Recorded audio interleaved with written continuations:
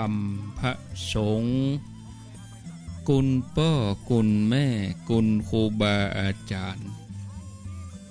คุณศีลธรรมกรรมฐานจงมาปกห่มรักษาครูบาอาจารย์พระเจ้าพระสงฆ์ทุกรูปปกห่มรักษาปออกไม่ออกศรัทธาท่านสาธุชนคนดีผู้สนใจใฝ่ในธรรมทุกท่านขอถวายความเคารพแสดงความนับถือพระมหาเถระพระเถรานุเถระเจ้าคณะพระสังฆาธิการครูบาอาจารย์เจ้าที่เปิดวิทยุฟังอยู่ที่วัดที่ว่าเวลานี้เจริญปอนศรัทธาญาติโยมท่านสาธุชนคนดีผู้สนใจใฝ่ในธรรมทุกท่านขอถวายความเคารพแสดงความนับถือพระมหาเถระพระเถรานุเถระเจ้าคณะพระสังฆาธิการครูบาอาจารย์เจ้าที่เปิดวิทยุฟังอยู่ที่วัดที่ว่าเวลานี้จุตนจุองค์เจริญปอนศรัทธาญาติโยมท่านสาธุชนคนดีพ่ออุ้ยแม่อุ้ยนักศีลนักบุญเท่าแก่น้อยใจยิ่งตั้งหลายทุกท่านได้เวลาแล้วเนอได้เวลาแล้วตึงเวลาแล้วได้เวลาสำหรับการรับฟังธรรมะอันเป็นสาระประโยชน์ทางด้านพระพุทธศาสนาน้ำธรรมคำสอนขององค์สมเด็จพระชินวรสัมมาสัมพุทธเจ้าได้มาปะมาพบมาอูมาเล่าสู่บรรดาพ่อแม่พี่น้องปออกแม่ออกศรัทธาท่านสาธุชนคนดีทั้งหลายแล้วภัยที่ยังบ่ลุกก็ลุกมาได้แล้วเนอลุกมาได้แล้วตื่นมาได้แล้วญาติโยมท่านทั้งหลายหลับลุกเจ้ากินพักตั้งป่ายหลับลุกควายกินพักตั้งเก้าลุกเจ้าได้หลายลุกขวายได้น้อยหลับลุกเจ้าเป็นเจ้าตั้งหลายหลับลุกขวายป่าเฮอลูกหลานเป็นหนี้เป็นข้าเนอตื่นมาเฮียเนอลุกมาเฮียเนอลุกเนอลุกเนอลุกลุกลุกลุกตื่นตื่นตื่นตื่นตื่น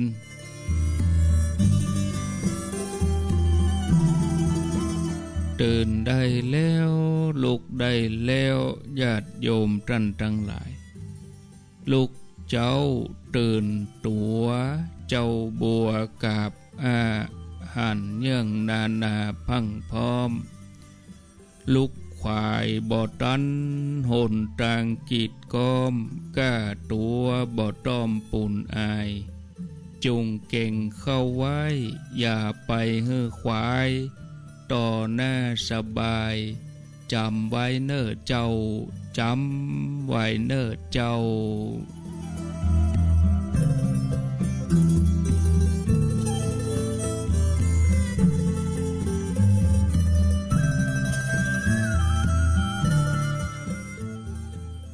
อรุณสวัสดิ์ธรรมะสวัสดีสวัสดียามเจ้าญาติโยมท่านผู้ฟังยินดีต้อนรับทุกท่านทุกคนเข้าสู่รุ่งอรุณวันใหม่ปะกันเจ้านี้เป็นเจ้าของวันพุธที่7เดือนกรกฎาคมพุทธศักราช2564ตี5:12 นาทีวันนี้เป็นวันที่7แล้วก็เดือนที่7ของปีวันพุธกลางสัปดาห์เข้าสู่สัปดาห์ที่2ของเดือนจ จะผ่านไป1 สัปดาห์ละสัปดาห์หนึ่งก็มี7 วันวันนี้ก็ครบ1 สัปดาห์เดือนกรกฎาคมวันพุธก็จะเป็นวันห่อวันดาวันที่9ก็เป็นวันพระวันศีลวันที่9เป็นวันศุกร์มาพบกับญาติโยมท่านสาธุชนทุกคนทุกท่านในรายการเสียงธรรมแสงอรุณอยู่กับอัตมภาพพระครูอภิวัฒนวิกรมณที่สถานีวิทยุแห่งนี้หลายคลื่นหลายสถานีบ้านทุ่งเรดิโอ 89.50 วัดห้วยตองสัก 98.75 เวียงป่าเป้าเรดิโอ 90.0 เมืองฝางวัดพระบาทอุดม 100.25 มนเสียงธรรมแม่แจ่ม 106.25 เมืองลี้ 103.75 เสียงธรรมจากวัดจันทร์ 103.50 วิทยุชุมชนคนนาน้อยจังหวัดน่าน 91.50สีคำเรดิโออำเภอเวียงสาจังหวัดน่าน 92.50 เสียงใสเรดิโอต้าวังผา 100.75 วิทยุชุมชนคนเหนือเขื่อนอำเภอฮอด 90.75 น่านฟ้าเรดิโอ 101.75 ล้านนาเรดิโออำเภอศพปราบจังหวัดลำปางแล้วก็แดนดินถิ่นล้านนา 103.50เรดิโอเน็ตเวิร์ก 103.0 วิทยาลัยสารพัดช่างลำปางวิทยาลัยเทคโนโลยีการจัดการกฟผ.แม่เมาะลำปาง 99.50 อนุโมทนาบุญโดยมาพบกันในวันนี้ก็มาพร้อมกับสายฝนที่ชุ่มฉ่ำก็คงจะตกทั่วไปด้วยกันญาติโยมนะในตอนเจ้านี้แต่ที่ปากตังเจริญที่ได้รอบเดือนนี้ก็หยุดละฝนหยุดแต่ก็มีความจุ่มอ่อยมาน้อยๆแต่ว่าตกบันนักเหมือนตอนตี 2 ตี 2 ตี 3 ตี 4นี่ตกตลอดเลย 3-4 ชั่วโมงนี่ประเด็นนี้ตี 5ฝนก็หยุดตกคนก็เริ่มตื่นนะบางท่านก็ยังมาลุกมาเตื้อเพราะว่ามันเจ้าอยู่ก็นอนฟังท่านก่อนบางท่านก็ตื่นขึ้นมาละบางท่านก็ทำภาระธุระส่วนตัวเตรียมที่จะไปทำการทำงานถ้ามีคนถามว่าเป็นจะใดเมืองพุทธเมืองไทยเฮานี่เป็นเมืองพุทธเมืองที่มีคนนับถือพระพุทธศาสนานักเมืองพุทธยังมีปัญหาความเดือดร้อนวุ่นวายเขาก็คงจะตอบได้ว่าเพราะว่าคนเฮาบ่ได้ปฏิบัติตามคำสอนของพุทธศาสนาคือพุทธศาสนานั้นเปิ้นมีหลักปฏิบัติที่ดีแต่ว่าคนที่นับถือบ่ได้ปฏิบัติตามนับถือก็นับถือบ่ได้แต่บ่ได้ปฏิบัติตามไปปฏิบัติตามกับสิ่งที่ตรงกันข้ามกับสิ่งที่พระพุทธเจ้าเปิ้นสอนฉะนั้นก็เลยทำให้สังคมนั้นมีแต่ปัญหามีแต่ความเดือดร้อนถ้าจะถามว่าเป็นจะใดผู้ที่นับถือพระพุทธศาสนาถึงบ่ได้ปฏิบัติตามคำสอนของพระพุทธเจ้าก็ตอบได้ว่าเพราะเขาเหล่านั้นบ่มีความเข้าใจที่ถูกต้องต่อคำสอนในทางพระพุทธศาสนาที่แท้จริงซึ่งก็เอาก็จะห้องเขาว่าเป็นคนที่มีความหันผิดตัวอย่างคนที่มีความหันผิดนั้นได้แก่ความหันคิดหันผิดอย่างใดความหันผิดดังต่อไปนี้ความหันผิดว่ารวยกับจนคนเฮานี่ จะหันว่ารวยดีกว่าจนฉะนั้นผู้คนทั้งหลายก็เลยแข่งแย่งชิงดีชิงเด่นมือไผ่ยาวสาวได้สาวเอาคดโกงกันเพื่อให้ตัวเองรวยซึ่งก็ทำให้คนอื่นเดือดร้อนพุทธศาสนามุ่งสอนให้คนเฮาใช้ชีวิตเรียบง่ายงดเว้นส่วนที่เกินก็เลยบ่จำเป็นที่จะต้องรวยนักเท่าใดแต่ตัวเองบ่ต้องลำบากโดยที่บ่ต้องไปแข่งแย่งชิงดีชิงเด่นคดโกงคนอื่นให้เดือดร้อนสังคมถึงจะสงบสุขการเอากับการเสียสละคือคนเฮามักจะหันว่าการได้หรือเอานั้นดีกว่าการเสียสละฉะนั้นคนเฮาก็เลยคนที่เสียสละนี่เพื่อคนอื่นหรือสังคมโดยสุจริตนี่มันก็ยากการแบ่งปันช่วยเหลือคนที่ยากจนหรือว่าคนที่เดือดร้อนนั้นก็เลยมีน้อยญาติโยมท่านทั้งหลายก็เลยทำให้คนที่ลำบากยากจนนั้นก็จะต้องประสบกับความทุกข์เดือดร้อนอยู่ตลอดไปสุขสบายกับลำบากคนเฮานี่ชอบความสุขสบายก็แน่นอนนะบ่ชอบความลำบากฉะนั้นไผๆก็จะเอาแต่สิ่งที่จะยะให้ตัวเองสุขสบายก็เลยยะให้คนที่ทำให้คนก็ตกงานนักขึ้นส่วนงานที่ยากลำบากก็การเรียนที่ยากก็เลยบ่ล่ำมีไผที่จะสนใจหรือบางอันอาจจะบ่ห้ามบ่เรียนเพราะชอบที่จะสะดวกสบายชอบความสุขสบายบ่ชอบความลำบากเกิดว่าทำงานแล้วมันลำบากเกิดว่าเรียนหนังสือแล้วมันลำบากคนก็เลยบ่อยากจะทำงานลูกหลานก็เลยบ่อยากจะเรียนอย่างนี้เป็นต้นชนะกับแพ้การกับชนะคนเฮามักชอบชัยชนะบ่ชอบความพ่ายแพ้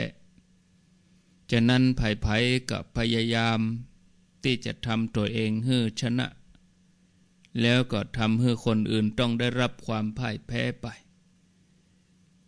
แล้วก็ทำให้เกิดความเกลียดชังกันเกิดความบ่สามัคคีกันเกิดความแตกแยกกันสังคมก็เลยอ่อนแอมีความบ่เข้มแข็งมีเกียรติกับด้อยเกียรติคือผู้คนทั้งหลายมักอยากจะมีเกียรติมีหน้ามีตามีตำแหน่งในหน้าที่บ่อยากจะเป็นคนต่ำต้อยด้อยเกียรติก็เลยทำให้คนต่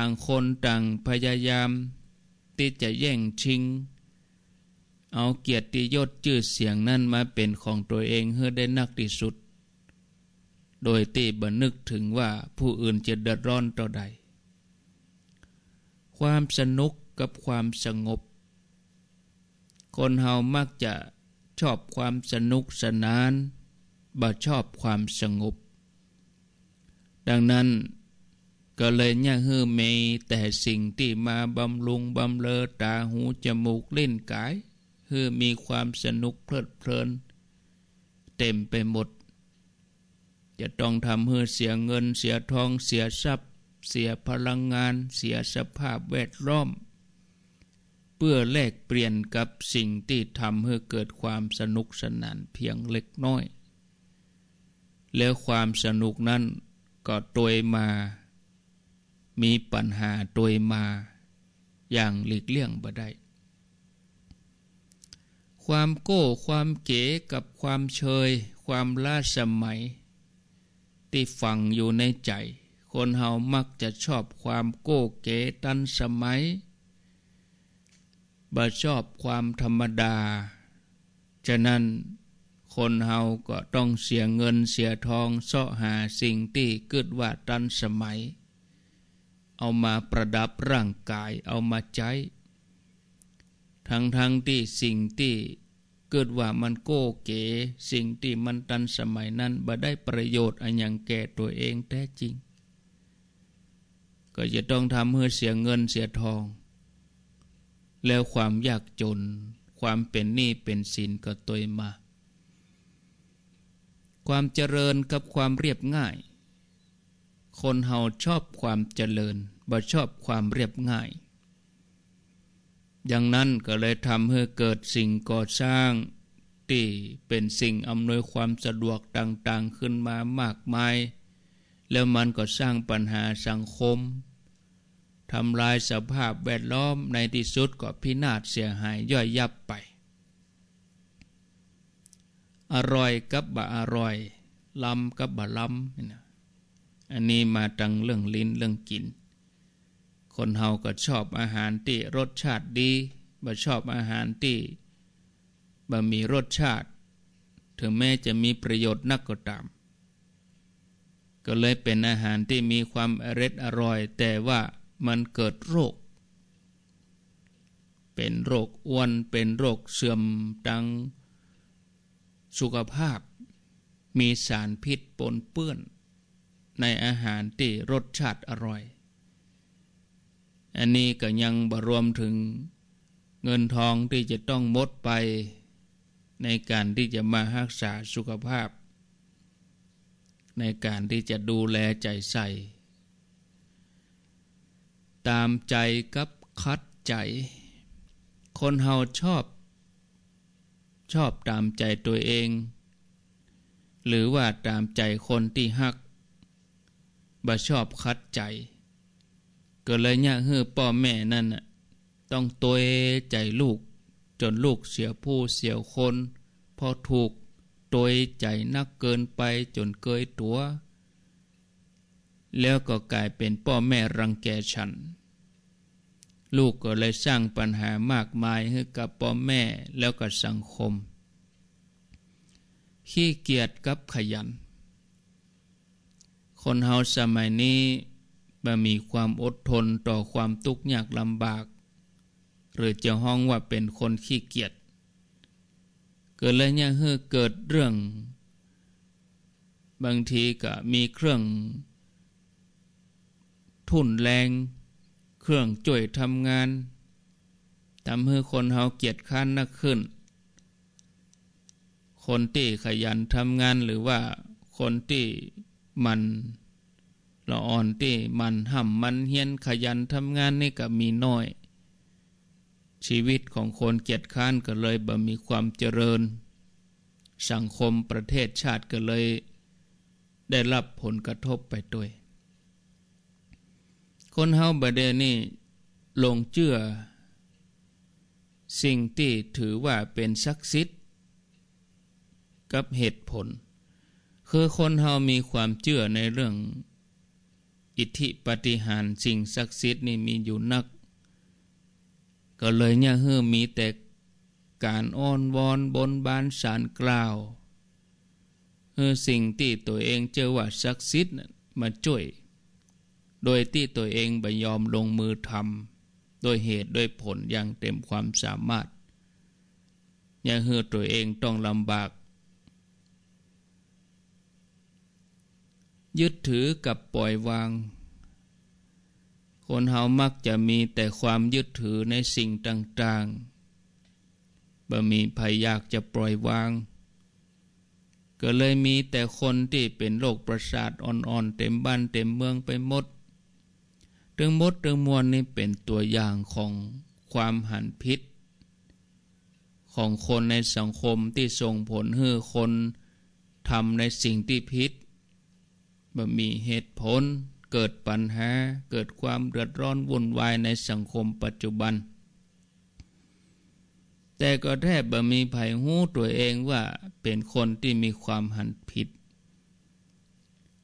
ก็เลยเนี่ยสังคมนั้นคงมีปัญหามีความเดือดร้อนอยู่ทุกวันนี้ ก็เลยเป็นสิ่งที่เจ้าพุทธเราจะต้องสนใจเจ้าพุทธที่จะต้องทำความหันให้ถูกต้องศรัทธาญาติโยมท่านสาธุชนมนุษย์เฮานี่เป็นสัตว์โลกชนิดหนึ่งที่จะต้องตกอยู่ในกรรมมุนาวัตติโลโกสัตว์โลกย่อมเป็นไปตามกรรมมนุษย์เฮาก็ถือว่าเป็นสัตว์ประเภทหนึ่งของโลกที่เกิดมามีชีวิตอยู่ในที่สุดก็จะต้องจากโลกนี้ไปซึ่งสิ่งที่มนุษย์เราได้รับจากการได้เกิดมาเพียงบักกี่ปีในช่วงระยะอายุเราก็ได้รับรู้สิ่งต่างๆซึ่งในการรับรู้นั้นก็จะมีความรู้สึกต่อสิ่งต่างๆนั้นไปด้วยบางสิ่งก็คือความรู้สึกว่ามีความสุขบางสิ่งก็คือความรู้สึกว่ามีความทุกข์บางสิ่งก็คือความรู้สึกที่จืดบ่สุขบ่ทุกข์เฉยๆสิ่งที่ให้ความสุขแก่มนุษย์นั้นก็คือเกิดความพอใจอยากได้เกิดแล้วยังให้เกิดการแสวงหาเกิดการกักตุนเอาไว้เป็นของตนส่วนสิ่งที่เนี่ยให้เกิดความทุกข์กับมนุษย์ก็จะเกิดความบ่พอใจบ่อยากได้พักใสไล่ทรงทำให้เกิดการทำร้ายบ่ได้กลัวก็พยายามหนีส่วนสิ่งที่ทำให้เกิดความรู้สึกเฉยๆจืดมนุษย์ก็จะเกิดความลังเลใจหรือยังบ่มีถึงความพอใจกับความบ่พอใจแต่ก็ยังวนเวียนอยู่รอบๆสิ่งเหล่านั้นอยู่อาการพอใจแล้วก็บ่พอใจรวมไปจนถึงลังเลใจเนี่ยอันนี้เปิ้นฮ้องว่าเป็นอาการของกิเลสอาการของกิเลสที่หมายถึงสิ่งสกปรกของจิตคือเนี่ยเฮือจิตของเฮาบ่สะอาดนะมันทำให้จิตที่สะอาดจิตที่สว่างจิตที่มีความสงบนั้นเกิดความเศร้าหมองมืดมนแล้วก็เป็นทุกข์ซ้อนขึ้นมาคือปกติจิตของคนเฮานั้นนี่มันจะมีความสะอาดมีความบริสุทธิ์บ่มีกิเลสอยู่แล้วตามธรรมชาติซึ่งในความสะอาดนั้นก็ยังมีความสว่างมีความรอบรู้มีความฉลาดอยู่ในระดับหนึ่งแล้วก็ยังมีความสุขความสงบอยู่ด้วยกัน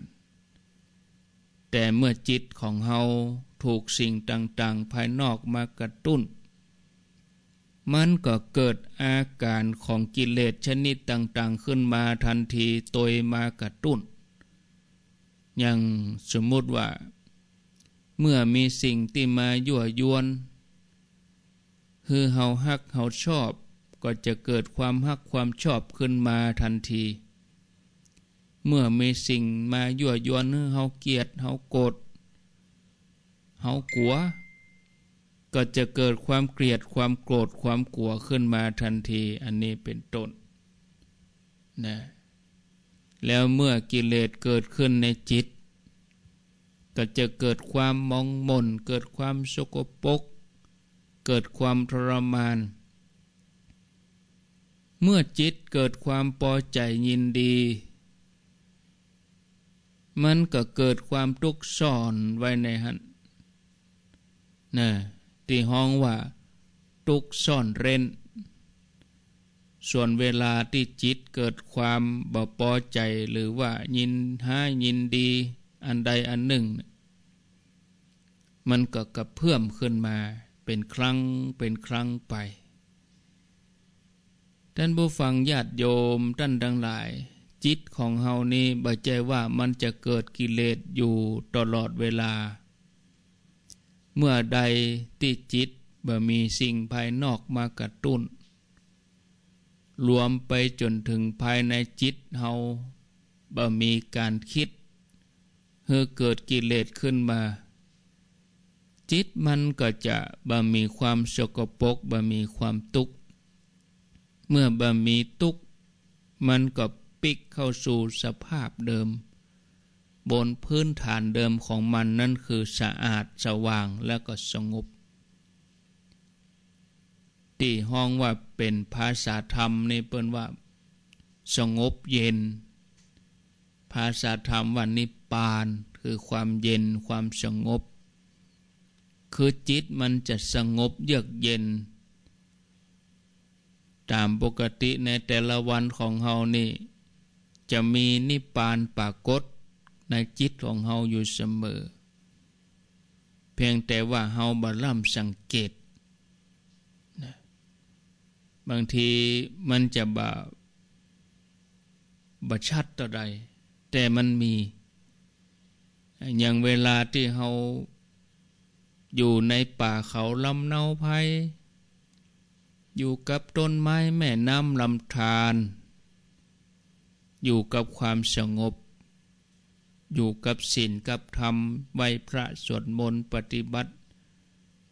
จิตของเฮาก็จะเกิดความสบายความเบาความเย็นปลอดโปร่งโล่งแจ่มใสสดชื่นขึ้นมาทันทีอันนี้ก็คือเป็นนิพพานต้นๆคือนิพพานตัวอย่างที่จะหล่อเลี้ยงใจเฮาบ่ฮือฮ้อนนะกิเลสนี่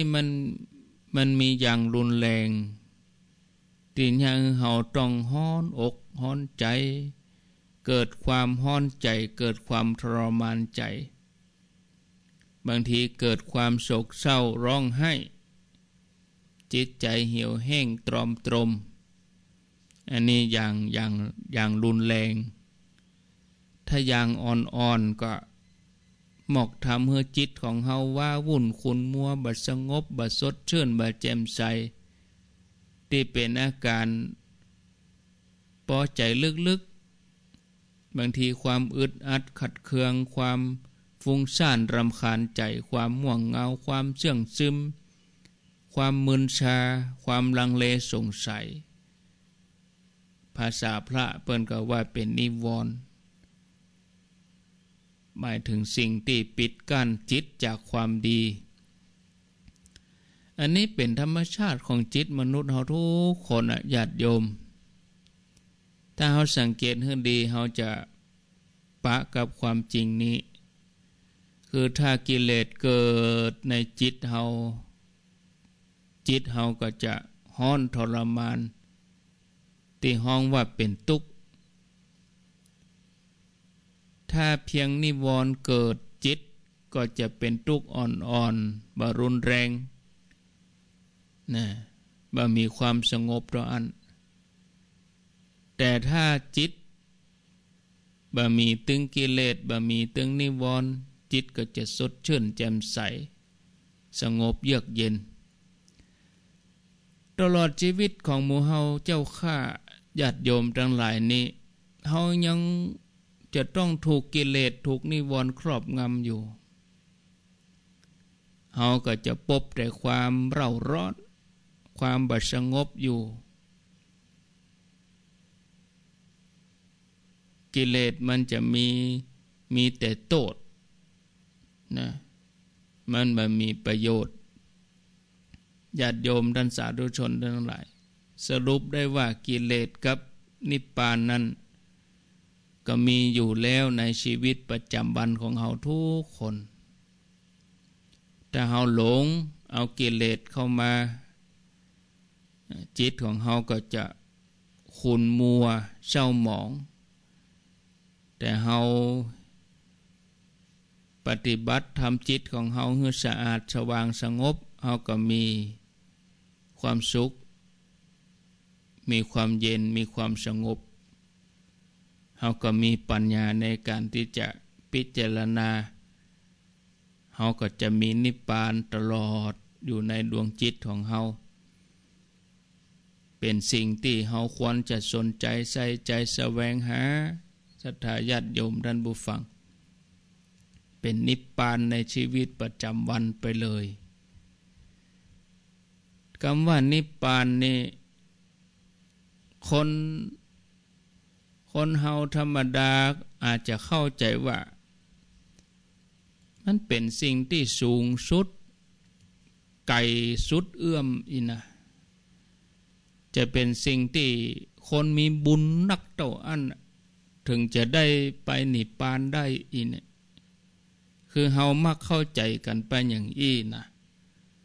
ซึ่งมันก็เป็นความเข้าใจผิดเหมือนกันนิพพานนี่หมายถึงความสิ้นกิเลสบ่มีทุกข์มีแต่ความสุข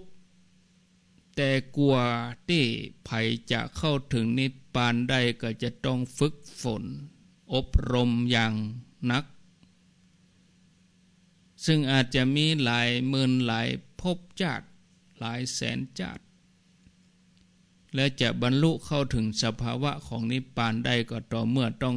จากโลกนี้ไปแล้วหรือว่าตายไปแล้วเหียก่อนนี่นะโดยความเข้าใจทั่วไปนะคงจะเข้าใจกันอย่างอี้แต่นั้นเมื่อจากโลกนี้ไปแล้วคือบ่ต้องมาเวียนว่ายตายเกิดแถมบ่ต้องมาทุกข์แถมอันนี้เป็นความเข้าใจไปอย่างนี้ซึ่งความเข้าใจอย่างนี้ก็เป็นความเข้าใจของทางพราหมณ์ที่แทรกซึมเข้ามาในพุทธศาสนาจนเนี่ยเฮาทั้งหลายเกิดความเข้าใจผิดต่อคำว่านิพพานมาโดยตลอดก็เลยเนี่ยเฮาบ่ได้รับประโยชน์จากการที่เข้าถึงนิพพานโดยคำสอนของพระพุทธเจ้าคำว่านิพพานในทางพุทธศาสนานั่นหมายถึงความดับเย็นหรือสงบเย็นเนี่ยซึ่งเป็นอาการของจิตเฮาขณะที่บ่มีกิเลสแผดเผาหรือขณะใดที่จิตของเฮาถูกกระตุ้นบ่ว่าจากสิ่งภายนอกจากการนึกคิดอย่างใดก็ตามญาติโยมถ้าเกิดความฮักความชอบอยากได้โกรธเกลียดกลัววิตกกังวลผิดหวังดีใจเสียใจสิ่งเหล่านี้ที่สรุปอยู่ที่ความยินดีกับความยินร้าย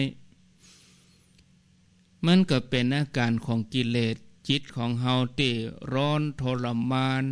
บ่สงบห้องว่าเป็นทุกข์นักผ่องน้อยผ่องไปตามกิเลสขณะที่มันเกิดขึ้นแต่กิเลสนั่นก็หาได้เกิดอยู่ในจิตของเฮาตลอดเวลาเมื่อมันถูกกระตุ้นมันถึงจะเกิดเมื่อสิ่งกระตุ้นหายไปมันก็ค่อยๆจางหายไปแต่บกองถูกกระตุ้นขึ้นมาใหม่แถมก็กระเพิ่มขึ้นมาแถมส่วนขณะเวลาที่บ่มีอันยังมากระตุ้นจิตมันก็บ่มีกิเลสที่รุนแรงจะมีพ่องก็เป็นกิเลสอ่อนๆบางๆที่ห้องว่านิวรณ์สิ่งที่ปิดกั้นจากความดีที่เป็นความฟุ้งซ่านเป็นความเศร้าซึมที่เกิดขึ้นมารบกวนจิตของเราให้รำคาญใจหรือเกิดความบ่สงบเย็นอยู่เพียงเล็กน้อยขณะที่จิตบ่มีกิเลสเนี่ยเป็นช่วงเวลาที่จิตเราพอจะมีความสงบเย็นอยู่พ่องลองคิดพอว่าถ้าจิตของเราถูกกระตุ้นให้เกิดกิเลสอยู่ตลอดเวลาหรือว่าถึงเมื่อวันเมื่อคืนมีความเร่าร้อนทรมานขนาดไหนเราคงจะบ้าตายไปหมดศรัทธาญาติโยมเพราะโดนกิเลสแผดเผา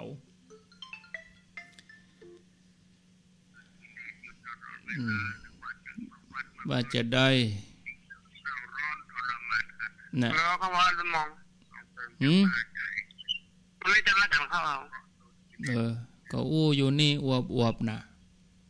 อ๋อแล้วครับผมฟังอยู่ครับ เออมีสปะเนาะได้ก็เนาะนึกว่าวิทยุดับไปเอาไหนได้โทรก็โทรเหรอญาติโยมเวลาก็ถึง 5:44 นาทีเอาใครโทรก็โทร โทรให้ใจแล้วนี่นะได้ก็เอาโทรมาเลยญาติโยมจบก็เอาใบต่อเบิดเมื่อคืนเนอะโยมเมื่อคืนเบิดก็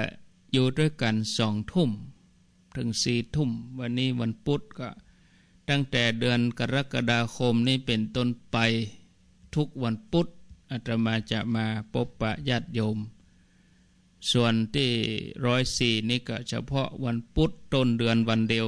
เนาะเจริญพรเจ้าสาธุเจ้าว่าไปเลยรายงานตัวอยู่ที่ไหนตั้งได้ฟังสถานีไหนมันตะแจ้งเวียงหนองรองเจ้าตาจ้างเวียงหนองรองโอ้ยฟังอาจารย์อู้ก็ม่วนฝนกระตกก็ม่วนสิได้อยากตุยแต่เดี๋ยวนี้มอกอ้อยตกได้คิวแล้วเจ้าทั่วหมดละเดี๋ยวนี้นะตกทั่วหมดเลยโมทนา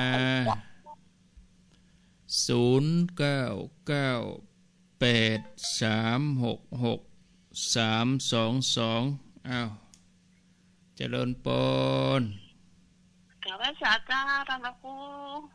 ในคำนวณจะสอนเด้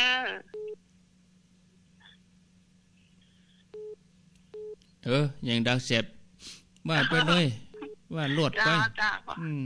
พูดถึงคนตีว่าธรรมะนี่มันยากเจ้าอย่างบ้านเขาเจ้านี่มันมีกี่คนนะเจ้าเรามาขอนี่ไปวัดนี่ไปชุดภาษาแต่ว่ามาได้อย่างพวกอย่างเจ้ามันต้องไปว่างเฮาเปิ้นละเฮาเอาตัวเฮานี่ก่อนเนาะเขาเป็นยังได้จังเขาใจมันอยากจะให้เป็นอย่างเดียวกันหมดนี่แหละได้เฮายังเป็นยังใจเฮาบ่ได้เฮาคือคนอื่นเป็นอย่างเฮานี่มันได้อะ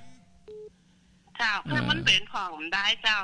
เป็นยังปฏิบัติตัวเองเหี่ยเอาละเด้อเจ้าไม่ตั้งป้องพี่น้องตั้งใจเนอะเจ้ากับไอ้สัตว์คนนั้นเป็นอย่างนั้นคนนี้เป็นยี่นี่โอ้ต้องไปบอกไปว่าอย่างเฮาไปเจริญพรเขาไปก็เรื่องของเขาไปเฮาก็ไปเหี้ยเจริญพรไม่สาเจ้าเลยพระครูว่าจะได้ถึงคิววันฝนตกบ้านเฮาแล้วเนาะตกเสมอเต็มคืนหนึ่งย่างนั่นเดียวนะตกจุ่มเย็นดีโอ้หาใหญ่แต่วันนี้นะหบกับหญ้าเหมาะเนี่ยฝนตกขยายขึ้นหนึ่ง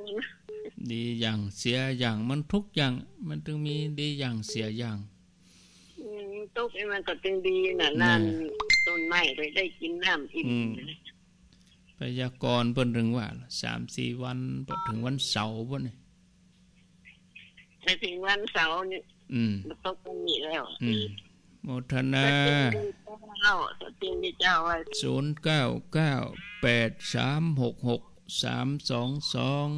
เจริญพรกราบไหว้สาเจ้าท่านพระครูจากหนองบัวชลการเจ้าเจนดีเนอร์โมทนาเจริญพร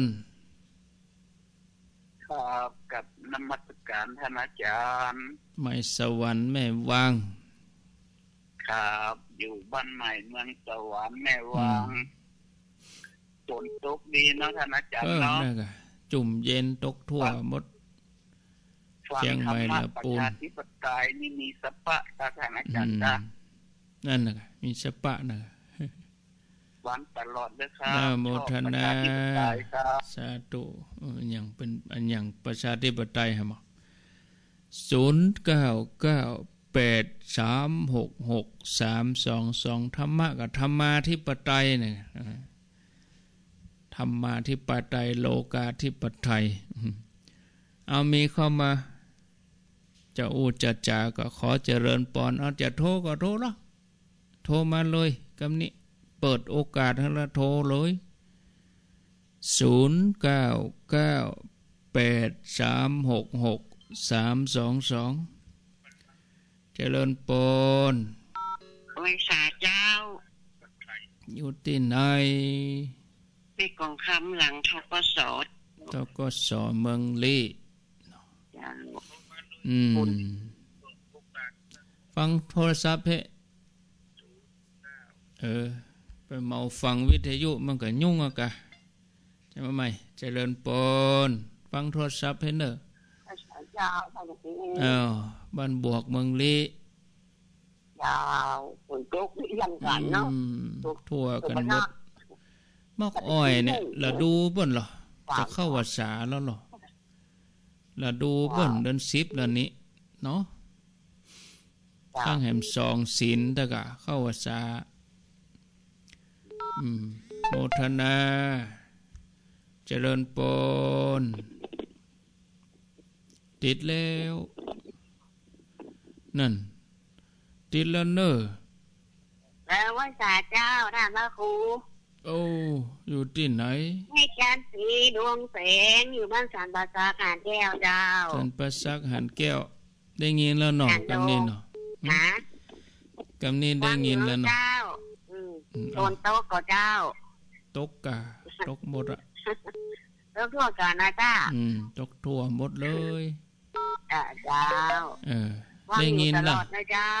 ได้ยินล่ะกำเนี่ยคลื่นยังเจ้าวันนี้เย็นแล้วนะเจ้าได้ยินวิทยุละกาคลื่นไอ้ยังคลื่นอันไอ้ยังอ่ะมันเป็นหยังหมายไว้หั่นเนอะสวัสดีหมายไว้หั่นได้เดี๋ยวไปได้ยินก็เดือดร้อนนะโยมเขาได้ยินที่ไหนเขาก็หมายไว้จับหมายไว้นี่ถึงเวลาก็ไหลมาเจริญปนเจ้าไว้สาเจ้าท่านครูเจ้าเอาว่าไปเลยฟังอยู่นะเจ้าฟังที่ไหนคลื่นไหนรายงานตัวอยู่บ้านไหนอำเภอหยังยันดีไว้โทษนะเจ้าไว้โทษแล้วอำเภอหยังจังหวัดหยังอันตำบลปะปูอำเภออันโฮงจังหวัดลำพูนเจ้าบอกคือครบกะคนเชียงไฮ้กับบ่ฮู้ครูน้อมเนี่ยเย็นดีคงถ้าจะทั่วภาคเหนือทั่วภาคเหนือเนอะวันนั้นก็ครูไปเข้าพบป่าที่บ้านนางแก้วกับเจ้าไปกะเจ้าอนุโมทนาด้วยนะเจ้ายินดีก็ครูเขาเจ้าถ้าเจนดีนะเจ้าเจริญปนจากที่ไหนกราบนมัสการครับท่านพระครูอาจารย์นิพนธ์พระครูครับที่วัดฝนตกหรือเปล่าครับตกตลอดเลยตั้งแต่ตี 2มาแล้วประมาณครึ่งชั่วโมงครับตกตั้งแต่ตี 2มาแล้วก็นี่ตกประมาณสักครึ่งชั่วโมงเองครับเจ้าก็ตกจัดหนักเดี๋ยวนี้เบาไปละมอกอ้อยสุยๆเนี่ยมอกเหมยจ้างเสื้อผ้าไม่ค่อยชัดนะครับแต่19.5นี่ครับมันอุปสรรคคือฝนนั่นแหละอากาศมันอับอากาศมันปิดคลื่นมันก็เลยไปไม่ชัดเจ้าฟังพระครูสังฆรักษ์ก็คือสังฆรักษ์ครับอัดแก่ครับเสียงซ่าตลอดแหละครับซ่าคือฝนน่ะอากาศมันปิดอ่ะนะครับฟังอยู่ตลอดฟังได้อยู่ครับคืออากาศมันปิดนี่คลื่นจะไปบดีกุฏิอากาศมันปิดแต่ถ้าว่าท้องฟ้าสว่างโล่งเลยนะฝนตกแล้วไม่ขวายมาแดดออกหน่อยนะโอ้ไปดีคลื่นไปดีอากาศมันปิดนะต้องเข้าใจเนี่ยเรื่องอากาศนี่เป็นเขาออกอากาศหรอคลื่นวิทยุนี่ออกอากาศก็ต้องถ้าอากาศปิดนี่มันก็ไปบดีเนี่ย เจริญปนไว้แต่เจ้าท่านอาจารย์นี่แม่ฟังอยู่เด้ออำเภอแม่แจ่มเจ้าแม่แจ่มบ้านหยังแม่แจ่มบ้านปัดเถอเจ้าแม่บุญตูมบ้านปัดเถอบ้านปัดเถอเนาะฟังชัดเจนลูกเจ้าเหมือนกันแต่แม่ลูกแล้วลูกเจ้ากินพักดังปลายเนาะลูกควายกินพักดังเก่าอย่างท่านอาจารย์ว่ากันลูกเจ้าได้หลายลูกควายได้น้อยอ่ะแน่นอนอันนี้นะไว้แต่เจ้าได้อาจารย์โจกดี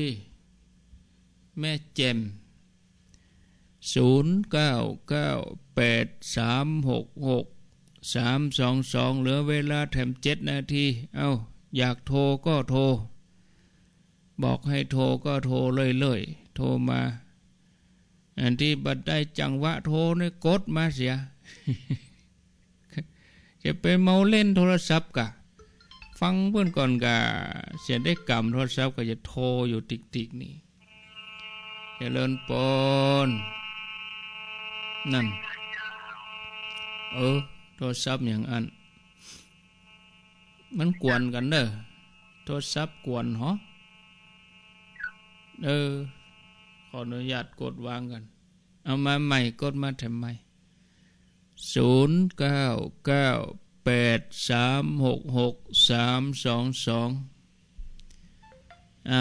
จะโทรก็โทรมาเหลือเวลาอีก5 นาทีก็เดี๋ยววันนี้วันอย่างวันพุธก็ฟังท่านพระครูวิสิทธิ์ศิรพรวัดวังสิงห์คำทุกวันพุธแล้วก็วันเสาร์เจริญปนเจ้าอยู่ที่ไหนเส้นไหลแก้วเจ้าไหลแก้วเจ้าไหลแก้วบ้านโฮงเนาะเจ้าชัดเจนนี่เนอฟังคลื่นใน3นะเจ้าฟังสถานีไหนแม่มันมีหลายคลื่นเจ้าอันเดียวอันหนึ่งมาดังก็ไหลทางเหนือเจ้าไหลไปทางใดก็ปะเนาะเจ้าชัดเจนเลยเนอโมทนาเจ้าไว้เจ้าขนมเส้นไหลแก้วเจริญปนปิดวิทยุอย่าก่อนเนาะปิดวิทยุก่อนเด้อลุสายใหม่มา0998366322